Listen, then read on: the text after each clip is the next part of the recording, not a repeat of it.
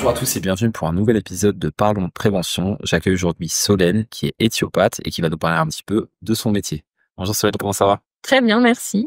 Alors, la première chose qui m'a interpellé lorsqu'on a pu être en contact, c'était du coup ton activité. Donc, tu es dans l'éthiopathie, je le prononce bien a priori. Peut-être pour pouvoir expliquer à tout le monde, est-ce que tu peux nous expliquer un petit peu ton métier, en quoi ça consiste et peut-être quelle est la plus-value, les différences qu'il peut y avoir avec d'autres métiers de la prévention? Donc, l'éthiopathie, c'est à la fois un raisonnement. Donc, le raisonnement, il cherche à remonter une causalité mécanique, on va dire.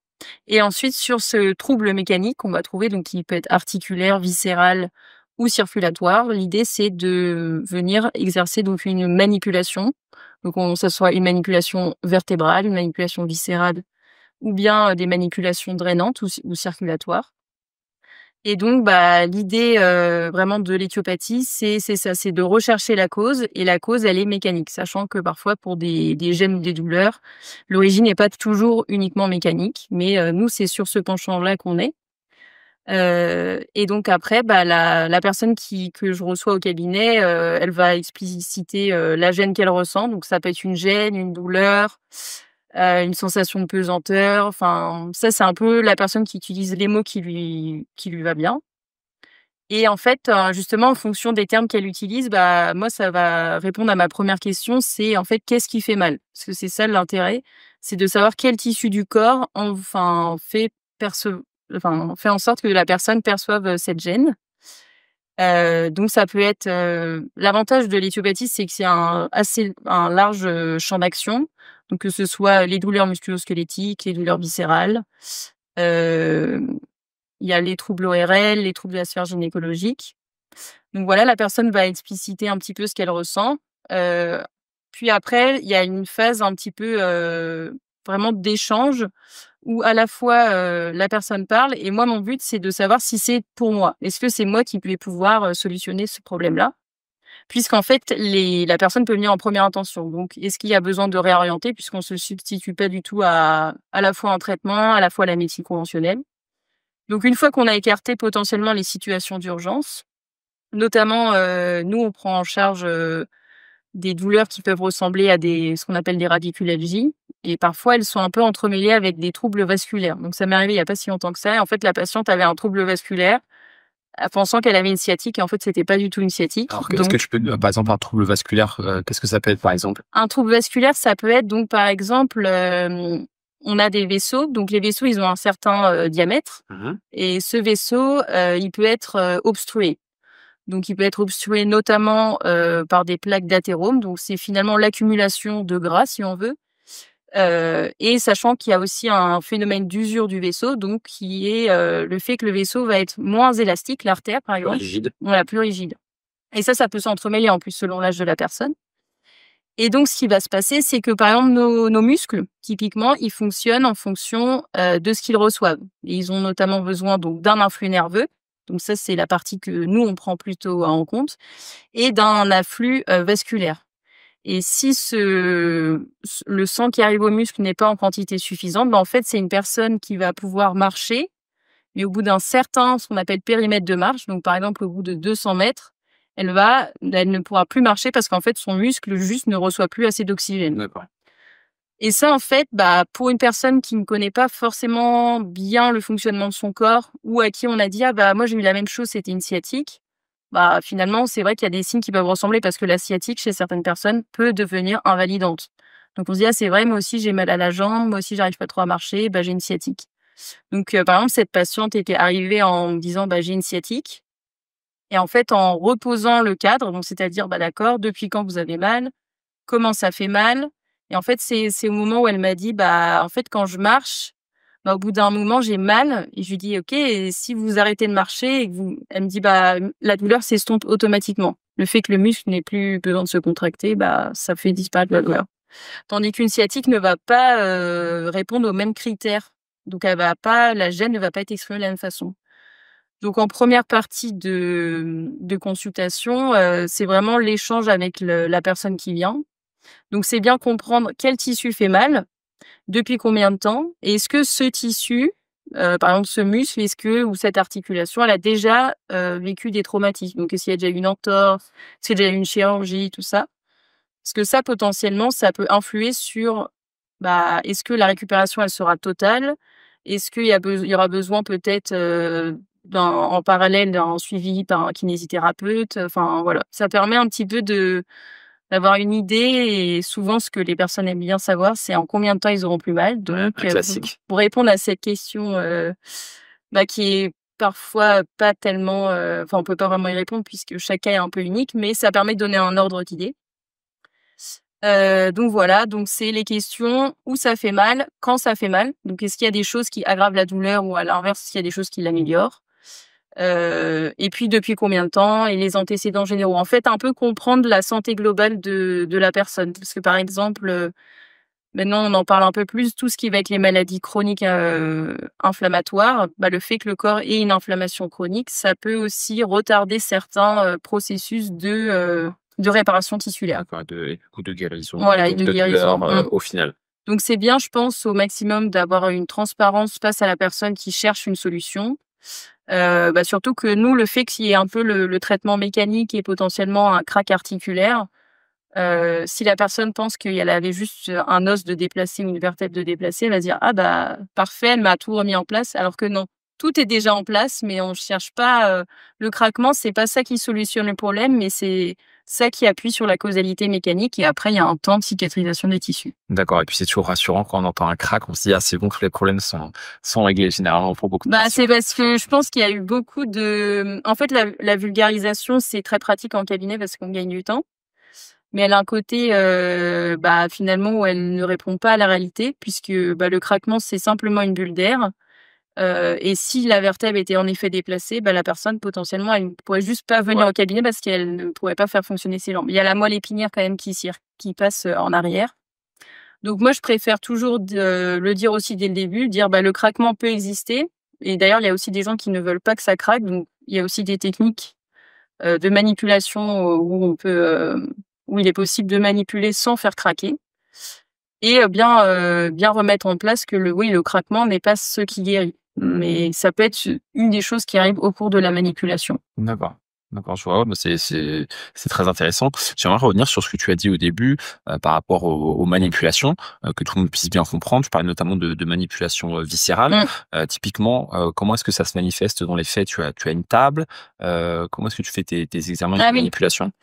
oui, c'est ça. Bah, il y a une table, de manipulation. OK. Donc ça ressemble globalement à une table, qu'on pourrait retrouver par exemple chez le OK. kinésithérapeute. Voilà, donc c'est une table sur laquelle, nous on va avoir une partie, avec des coussins qui peuvent s'élever, donc qui sont des techniques, de drop, qui permettent, de manipuler d'une autre façon. C'est aussi une table qui peut, se mettre en proclive et en déclive, donc ça permet parfois, si on travaille sur le retour veineux, de Circulation. voilà, de travail circulatoire et ensuite, bah, les troubles digestifs, ça va être, un qui est très commun, ça va être le reflux gastro-œsophagien donc sans que la personne prononce forcément le terme de reflux, mais voilà, le fait qu'elle ait toujours une petite sensation de quelque chose au fond de la gorge, qu'elle ait un appétit qui soit un peu diminué, parfois c'est vraiment la sensation, pure de brûlure, donc là, il y Ouais. a pas de doute, mais parfois c'est un peu plus masqué. On peut avoir aussi, quelque chose de courant, bah, les ballonnements, la constipation donc ou à l'inverse les diarrhées ou parfois l'alternance. Ou alors, l'étiquette un peu de colopathie fonctionnelle où en fait, bah, la personne parfois on lui dit ça et puis après, bah, en fait, il y a pas de traitement puisque dans le terme, ça veut dire c'est le fonctionnement qui fait Ouais. dysfonctionner D'accord. et donc là, l'approche, à nouveau, ce qui est bien aussi de savoir dans ce cas-là, c'est quels examens ont déjà été faits. Vérifier aussi qu'il y ait bien eu un rapport biologique, donc c'est-à-dire tous les marqueurs sanguins. Mais du coup, ça, tu le fais, à l'oral, toutes ces questions pour, avoir un petit peu le passé de la personne, quels ont été Oui, voilà, c'est ses ça. antécédents? Ou est-ce que c'est répertorié, je sais pas, sur un questionnaire que vous faites, une plateforme? Comment ça fonctionne? Bah, à titre personnel, je vais plutôt envoyer un questionnaire en amont quand c'est par rapport à des enfants parce que, OK, sinon les parents, pendant la consultation, ils doivent gérer l'enfant, bien répondre à sûr. mes questions et tout ça. Après quand c'est une personne, plus âgée, à partir de l'adolescence, quoi, même, un enfant de 5 ans, il se tient un peu plus calmement. Bah, parfois la prise de rendez-vous se fait par téléphone, donc il y a une partie de l'échange, donc à ce moment-là, je note. Si l'échange par téléphone est assez court, c'est juste on fixe un rendez-vous, bah, après, oui, je vais noter sur la fiche du patient tous ses antécédents D'accord. et notamment aussi, comme il y a des pathologies qui sont un petit peu héréditaires, c'est intéressant d'avoir un petit peu les questions dans la famille autour. Mais non, j'envoie pas de questionnaire à l'avance, j'aime bien prendre le temps d'échanger avec la personne et puis, parfois aussi, bah, ils oublient juste quelque chose, mais ce juste quelque chose, ça peut être des choses qui sont vraiment intéressantes. Voilà. Ou par exemple, s'ils viennent pour un problème de pied, bah, ils vont pas parler, qu'ils ont eu un accident vasculaire cérébral l'année passée alors que, c'est intéressant de le savoir. Évidemment, pour Voilà. savoir. D'accord. Donc mais parce que aussi il y a des personnes qui vivent avec des douleurs depuis tellement longtemps que c'est intégré presque en eux et donc ils oublient. Ouais. Donc voilà, je les surcharge pas de travail. Hop, ils viennent, il y a cette phase d'échange qui peut parfois durer très longtemps parce qu'il y a aussi des gens qui ont des dossiers, complémentaires Ouais, énormes. bien sûr. Prendre le temps aussi de regarder les imageries, donc les comptes rendus. J'aime bien aussi remontrer, aux personnes, bah, la colonne vertébrale, la moelle épinière sur les IRM, on voit bien. Montrer par exemple s'il y a une hernie, bah, voilà, parce que ça peut être une contre-indication à certaines manipulations. Mais parfois la hernie n'est pas l'étage que je vais manipuler, donc bien remontrer. Moi, je vais mobiliser ici alors que la hernie est plus haut. Hem, donc voilà, en fait, je pense, c'est un moment qui permet aussi de créer un peu une relation de confiance avec la personne qui vient. Et puis après, bah, il y a la phase donc un peu qu'on peut dire d'examen clinique. Donc à la fois si j'ai un doute, est-ce que par exemple le courant, passe bien dans le nerf? Bon, bah, ça, il y a des tests, articulaires avec un marteau réflexe. D'accord. Il y a des tests de sensibilité et des tests de motricité. Donc voir si le muscle se contracte bien. Est-ce que si je touche une certaine bande de peau, la personne perçoit bien ceci? Et après, bah, les réflexes, ça, c'est une boucle nerveuse, à un étage de la moelle. En fait, voilà. Donc ça permet un peu d'écarter. Et à l'inverse, si je vois une personne avec un déficit moteur sensitif ou un trouble au niveau des réflexes, bah là, il y a une réorientation vers le médecin généraliste et plus ou moins qui sera réorienté vers un neurologue ensuite. Donc voilà. C'est cette patiente qui avait un trouble, vasculaire, bah forcément, elle avait un écho-Doppler de prévu. Je lui dis: «Bah, ce serait bien de le faire en fait maintenant». Parce qu'elle avait ça un peu, mais comme elle avait pris d'autres choses pour la sciatique, elle l'avait un peu mis en dessous de tous ses papiers. Je dis: Ouais. «Bah, en fait, je pense que c'est l'examen à faire» et On n'est pas toujours objectif, voilà, mais c'est soi-même. ça, mais parce que aussi en fait, comme les gens viennent du bouche à oreille, bah, on a l'impression qu'on a la même douleur que son copain, mais en fait, peut-être que ça ressemble, peut-être que c'est la même zone, mais en fait, c'est pas toujours la même c'est pas toujours la même chose. Donc c'est pour ça que c'est toujours cette question de: «Où est-ce que ça vous fait mal?» C'est primordial. Ou les gens qui disent: «Bah, j'ai mal aux reins», alors qu'en fait, ils ont mal, au bassin. Bah, les reins ne sont pas au niveau. Donc moi, et même quand la personne est déshabillée, enfin en sous-vêtements, je lui redemande de montrer la zone. OK. Pour, Parce faire que, voilà, pour refaire, puis après il va y avoir des tests un peu de mobilité générale, juste voir est-ce que, le fait de se pencher, ça redéclenche une douleur? Est-ce que le fait d'inspirer, ça redéclenche une douleur costale? Si on suspecte une fracture aussi, il faut être capable de pouvoir, faire un test, parce que manipuler sur une une fracture, radio, peut-être, voilà. d'accord. Hem, Tout à l'heure, tu nous disais que, vous étiez, une profession de première intention. Mmh. Ça me ramène à l'idée et un petit peu au sujet, et à la reconnaissance du métier. Aujourd'hui, l'éthiopathie, quel est l'état en France? Est-ce qu'on peut vous trouver sur des plateformes comme Doctissimo? Comment s'articule un petit peu le développement de cette, activité? Bah, alors, ce qui se passe, c'est qu'on est, donc on n'est pas reconnu, par l'État. OK, On va après avoir, le même enfin, on va avoir un remboursement possible donc par les mutuelles, très bien. qui d'ailleurs, bah, augmente un petit peu. C'est-à-dire qu'il y a même des gens qui viennent parce qu'ils ont vu que leur mutuelle remboursait l'éthiopathie, donc ça OK, pousse la curiosité. Donc ça, c'est plutôt un bon signe. Après maintenant, pour être reconnu, par l'État, il faut, prouver au moins le fait qu'on ne soit pas dangereux. Donc ça OK, passe par les études cliniques. Donc ils sont, à l'initiative d'éthiopathes. Donc c'est-à-dire qu'on a déjà notre vie de cabinet. Potentiellement, par exemple, moi je vais donner cours à la faculté libre d'éthiopathie de Paris d'accord. et en parallèle de ça, il faudrait que je rajoute un temps pour, mener ces études cliniques. Donc c'est des choses qui, bah, forcément, comme on n'a pas de gens dédiés à ça, qui prennent un peu de temps. Mais, on a des forces vives, voilà, des Ouais. éthiopathes, très volontaires, donc ça, c'est chouette.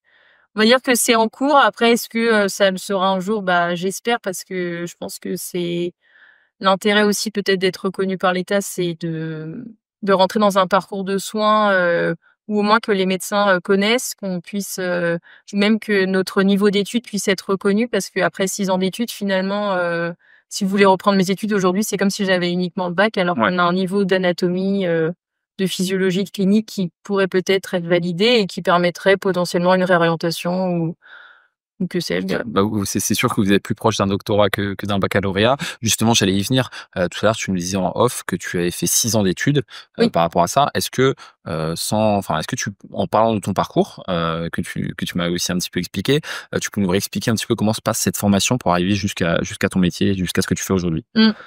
Donc, bah, la formation, elle est en dehors de Parcoursup, donc elle est hors plateforme. Ça va être, elle est possible donc dans 4 écoles en France. D'accord. Donc Tu à peux nous dire où Paris est-ce qu'elles sont? ouais, donc à Paris, actuellement à Bourg-la-Reine, OK. à Rennes, à Toulouse et à Lyon. Donc, voilà. Ces, 4, établissements, ont, à un certain moment du parcours, d'étudiant, on a des examens nationaux. Donc c'est-à-dire que, tous les élèves se retrouvent à Paris et les examens sont jugés par, des chargés de cours des 4 écoles, qui sont souvent des éthiopathes ou des urgentistes pour la clinique. Et donc, bah, on va rentrer sur un donc il y a quand même le dossier qui est étudié, mais c'est surtout la motivation parce que ce sont des études longues, exigeantes et à la fois, bah, dans la méthodologie, dans la quantité d'informations à apprendre et aussi financièrement vu que c'est une école privée. Et à l'issue de ça, bah, on arrive en première année et après, bah, vont se dérouler les 6 années d'études avec, des cours qui sont, pour la plupart dispensés également par des éthiopathes. D'accord. Donc c'est ce qui me permet, par exemple, moi, de donner cours, d'anatomie, tous les jeudis après-midi. Donc au 3e année, sur, l'anatomie des nerfs crâniens et des organes des sens. Et donc dans la semaine, ils ont, Pour la reine, du coup. ah Bourg-la-Reine, voilà, D'accord. exactement. À la promotion donc des 3e années et donc les principales matières, ça va être donc, bah, l'anatomie.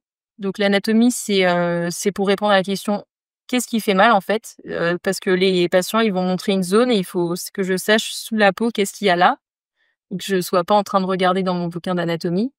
Donc ça, c'est organisé sur 4 années avec des examens, souvent oraux et donc la capacité pour, l'étudiant de représenter, par un schéma à la craie, la région anatomique, interrogée.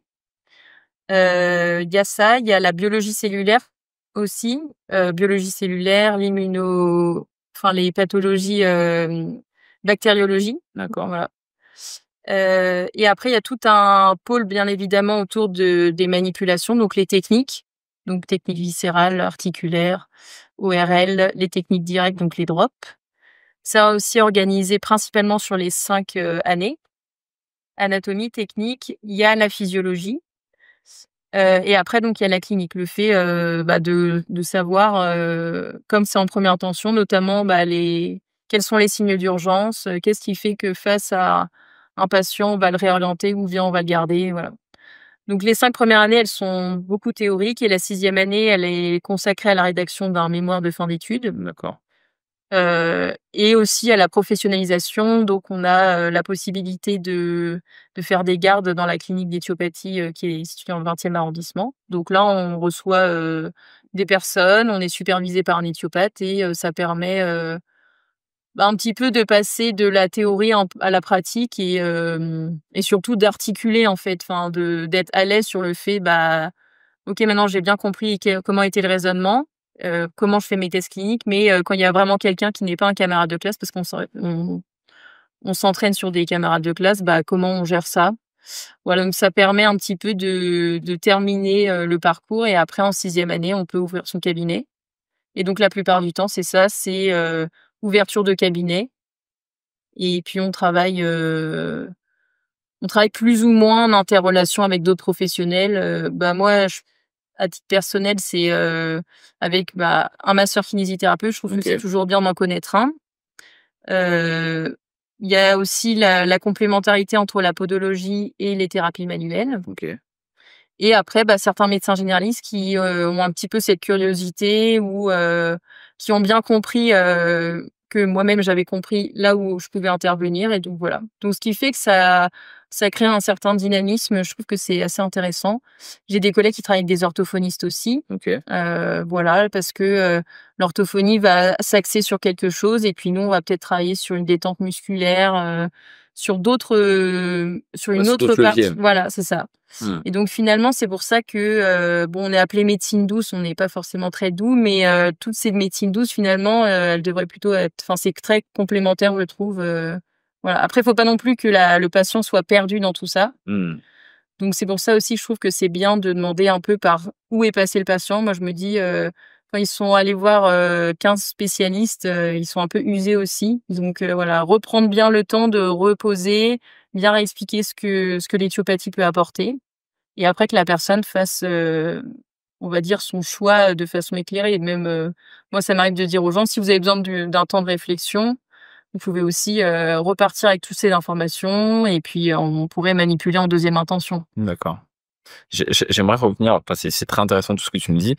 J'aimerais revenir sur la partie formation. Tout à l'heure, tu me disais que vous étiez à peu près 300 éthiopathes en France Mmh. aujourd'hui. Avec les 4 écoles de formation que vous avez, il y a combien d'éthiopathes qui sortent d'études par an à peu près?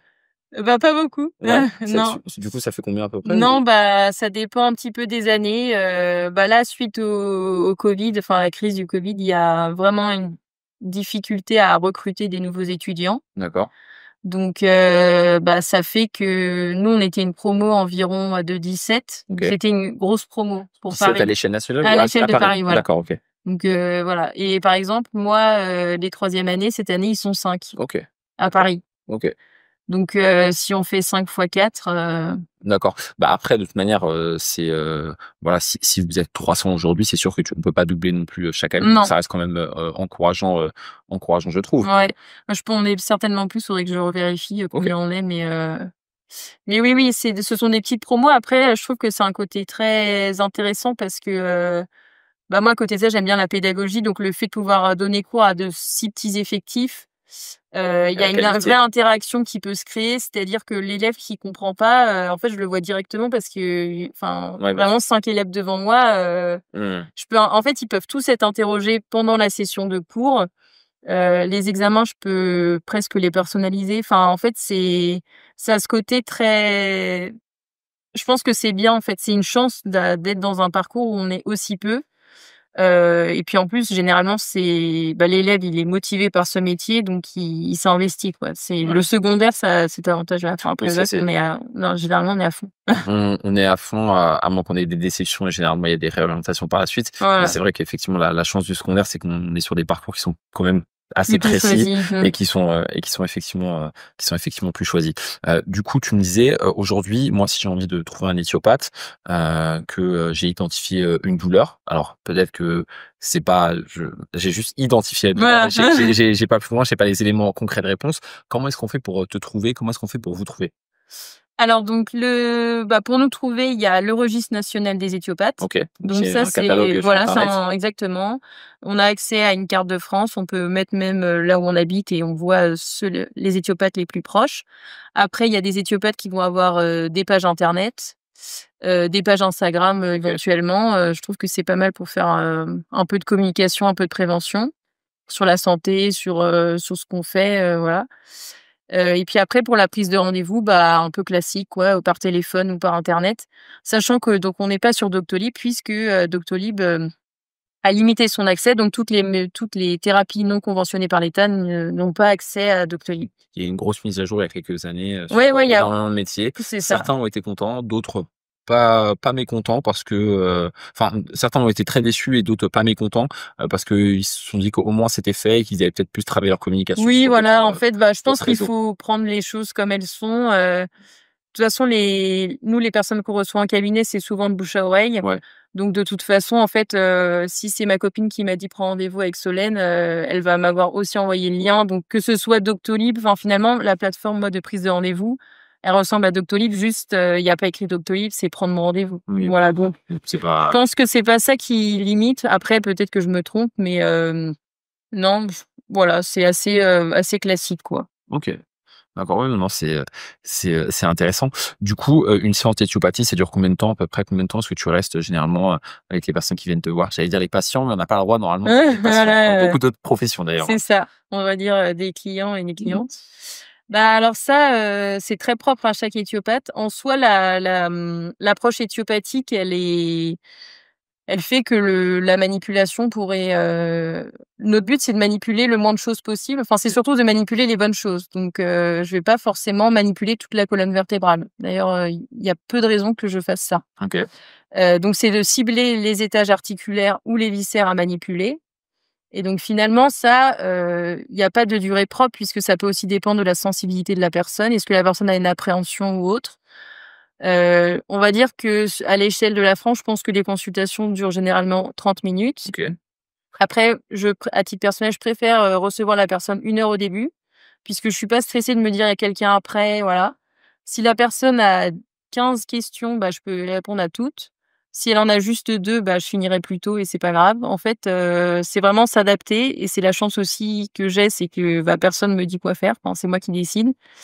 Et après dans le suivi, à nouveau, ça va un petit peu dépendre, c'est entre 30 et 45 minutes, mais je sais que j'ai des collègues qui reçoivent des gens en 1/4 d'heure. OK. Les gens sont contents, le traitement est fait. Après, je pense que, c'est aussi du fait des formations que j'ai fait à côté qui me poussent parfois à travailler sur les tissus, ce que d'autres collègues ne feraient pas nécessairement. D'accord. Voilà. D'accord et du coup, la question, justement de la mise à jour, on en discutait aussi un petit peu Mmh. rapidement. Tu me disais que, bah, il y avait des formations qui étaient récurrentes, à l'issue de votre parcours de formation, comme on peut le voir aussi sur d'autres métiers de la prévention et de la santé. Ça s'organise comment concrètement pour vous, ces mises à jour? Oui, bah, alors on a des formations, on va dire, organisées par l'éthiopathie. D'accord. Donc, bah, oui, la formation continue, généralement, c'est une formation obligatoire par an. Donc la formation continue proposée par l'éthiopathie ou bien, bah, moi, je me suis inscrite dans des diplômes universitaires, donc c'est la formation continue des médecins, généralement. Donc là, qui est dispensée par les facultés de médecine. D'accord. Donc après, c'est à chaque éthiopathe de gérer, hein, en fait, si le sujet, amené par l'éthiopathie m'intéresse, bah, je m'inscris plutôt là et les 2 dernières années, j'avais souhaité un petit peu renforcer mes connaissances, notamment devant beaucoup de demandes sur les troubles musculo-squelettiques et digestifs. Donc là, je m'étais orientée plutôt sur un parcours dispensé par les facultés de médecine, avec aussi cette envie de voir un peu, qu'est-ce que la médecine propose et d'être au plus proche du parcours du patient qui vient. Parce qu'à titre personnel, je n'ai pas eu beaucoup de maladies dans ma vie et le fait de comprendre, comment les médecins raisonnent et bah, je pense que ça me permet de comprendre mieux par quoi est passée la personne qui arrive finalement au cabinet. Puisque certes, on est de première intention, mais comme on est peu connu, souvent la personne a Ouais. vu, 3 autres personnes avant.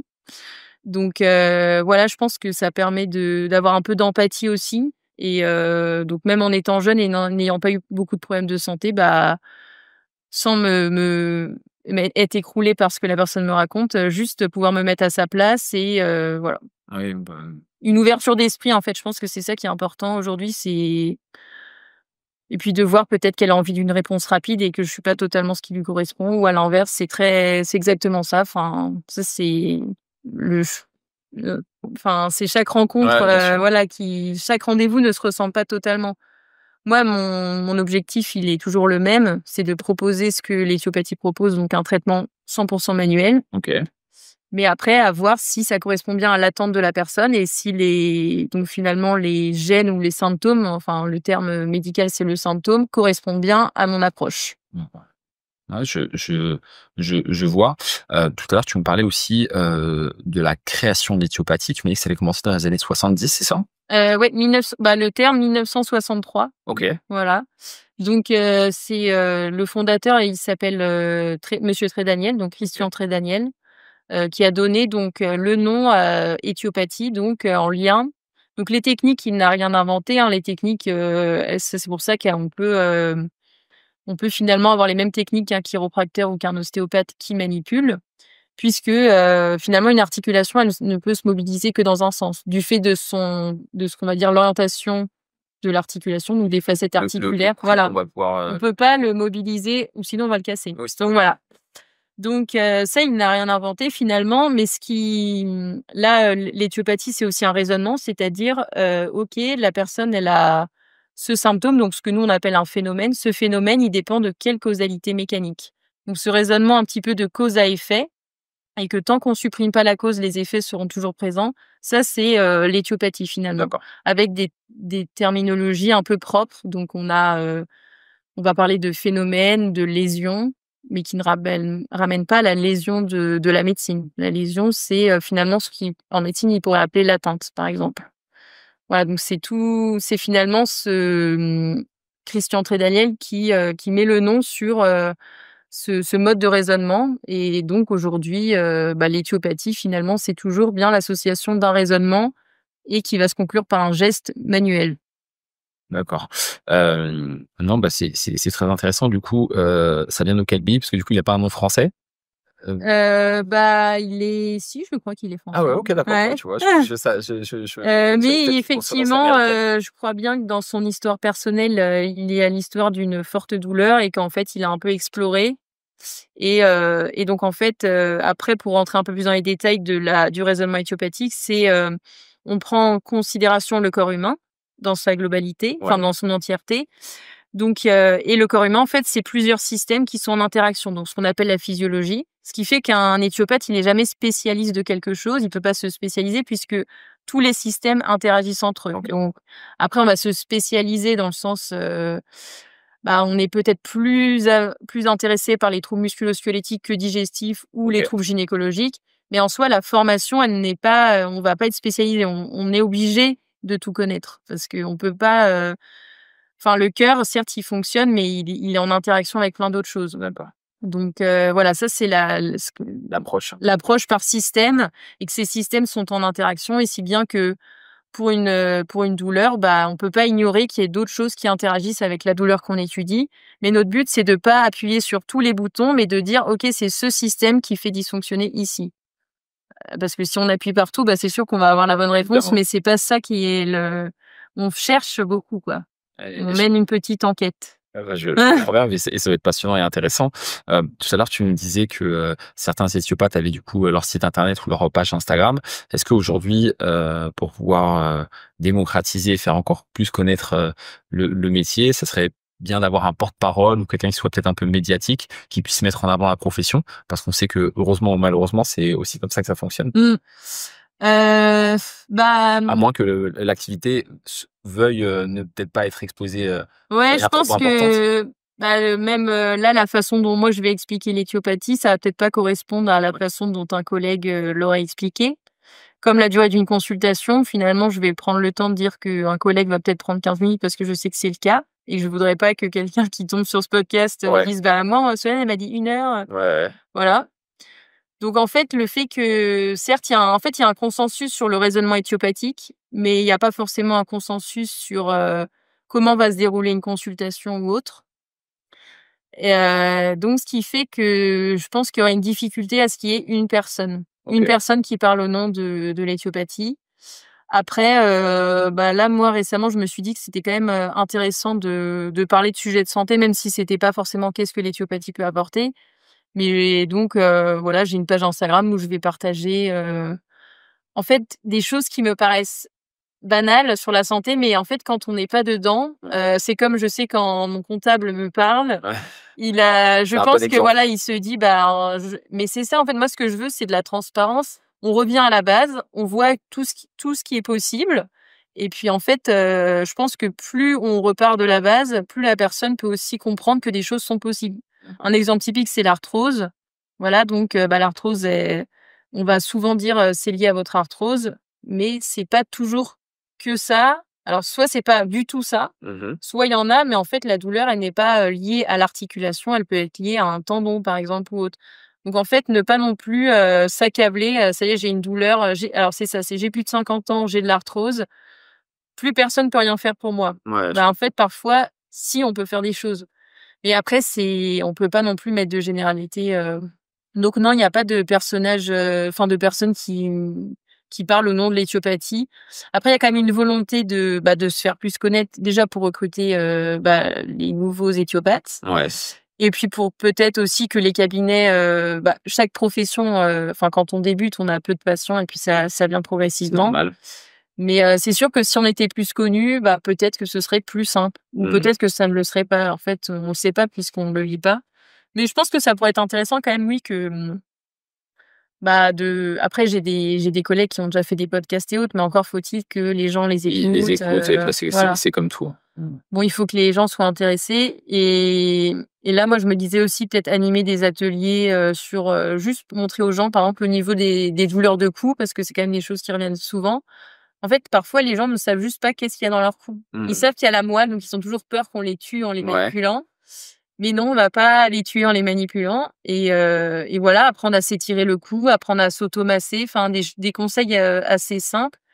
Ou alors l'idée souvent, c'est, dès qu'on fait un examen palpatoire, donc on va palper les muscles, en fait, souvent, moi, le patient va me dire: «Bah, c'est mon nerf qui est bloqué» et D'accord. je dis: «Non, les nerfs, ils sont enfouis sous les muscles». Les nerfs, certes, ils sortent de la colonne, mais très rapidement, en fait, ils vont cheminer entre des muscles, donc en fait, on peut pas vraiment toucher un nerf. Mmh. Enfin, il y en a peu qu'on puisse toucher. Ouais, je comprends bien, mais effectivement, enfin, pour revenir sur ce que tu dis, c'est vrai que le grand public, nous qui sommes dans le milieu de la prévention, toi aussi, ou dans la santé au global, on est quand même assez reclus sur peut-être une base un petit peu en Mmh. termes de santé ou de connaissances, mais c'est clairement pas le cas de la majorité des Français, ce qui est normal parce qu'on a chacun notre domaine Ouais, de voilà, c'est ça, spécialisation, ouais. et donc c'est vrai que ça peut être un peu frustrant de temps en temps, ou en tout cas déconcertant Mmh. lorsqu'on s'aperçoit de certaines connaissances globales. J'aimerais te poser une dernière question, c'est, comment est-ce que tu juges l'état de la prévention, en France? Peut-être en comparaison avec, d'autres endroits où tu as pu être. Comment est-ce que tu nous situes un petit peu par rapport à cette question-là? Heu, bah, moi, par rapport à d'autres pays, je ne sais pas trop, mais ce que je vois, c'est par exemple qu'il y a de plus en plus de mutuelles, par exemple, qui remboursent Ouais. l'éthyropathie. Alors ça, c'est peut-être pas grand-chose, mais je pense que c'est quand même un bon indicateur. Ça veut dire que, enfin, les mutuelles font ça parce que la demande augmente. Donc si de plus en plus de gens consultent, un éthiopathe ou un thérapeute, autre, ce qu'on a appelé les médecines douces, c'est que les gens ont compris que la prévention est possible ou en tout cas qu'une autre solution que le médicament est possible. OK. Et après, moi, je suis un peu biaisée, mais je peux avoir des gens aussi qui ont déjà tellement de médicaments, pour d'autres pathologies qu'en fait, leur maux de dos, ils veulent pas prendre, Ouais. un myorelaxant et un anti-inflammatoire. Mmh. Donc après, je pense qu'il y a de gros progrès à faire parce que, bah, par exemple, il y a beaucoup d'encouragement autour du sport et de l'alimentation. Mais par exemple, le Nutri-Score, Controversé. il est très controversé et il a raison de l'être parce qu'il prend pas en compte l'ultra transformation des Mmh. aliments Il est pas parfait, c'est clair. voilà. Et donc c'est sûr qu'en fait, à la fois faire un message clair et juste, c'est un peu compliqué. Donc après je pense qu'il faut pas se culpabiliser, il faut aussi, bouger effectivement, manger, dormir, rire et puis quand en fait, moi surtout, je me dis: «Quand il y a quelque chose qui dure, faut juste s'en occuper». OK. Ouais, je dis toujours aux patients, que ce soit moi ou quelqu'un d'autre, c'est pas ça la question, c'est surtout Si ne c'est restez pas chronique. avec une douleur parce qu'en fait, elle veut dire, enfin, elle est expliquée par quelque chose, ça la douleur, c'est quelque chose qui arrive dans la tête et à la base, c'est un tissu qui envoie une information. Donc après, la personne, elle l'interprétera comme elle veut, elle sera soignée par, la personne qu'elle souhaite, le traitement qu'elle veut, mais il faut pas ignorer ça de toute façon. Ouais, ouais, non, je comprends parfaitement. Écoute, Céline, je te remercie, de t'être déplacée, d'avoir pu nous expliquer, ton métier, ton activité. Je pense que, ça répond à pas mal de questions, notamment les miennes, hein, parce que, volontairement, je n'avais pas voulu, trop me renseigner Mmh. pour pouvoir avoir un peu plus de spontanéité lors de ces échanges. Donc, je te remercie et puis, qu'est-ce que je peux te souhaiter pour la suite? Dans mes projets? Ouais, tes Ah projets? oui, j'en ai plein parce que, continuer donc à donner cours, ça c'est quelque chose que j'aime bien, voire même, dans d'autres écoles que une école d'éthiopathie justement parce que moi je trouve que c'est intéressant de connaître un peu ce qui se fait autour. Donc voilà, moi je suis quand même passionnée, par l'anatomie, OK. je fais je pense aussi des études. Créer des ateliers justement de prévention autour des douleurs parce que je pense que ça m'irait bien comme format et puis je me dis, au maximum montrer aux gens ce qui peut être. Et puis après, ouais, après, continuer à me former aussi, quoi. Enfin, rester curieux et attentif, c'est ça qui est bien. Super, bah, écoute, c'est tout ce qu'on te souhaite. Merci. Je remercie Solène, d'avoir participé à cet épisode de Parlons Prévention et on se retrouve très vite sur la chaîne YouTube pour un autre épisode.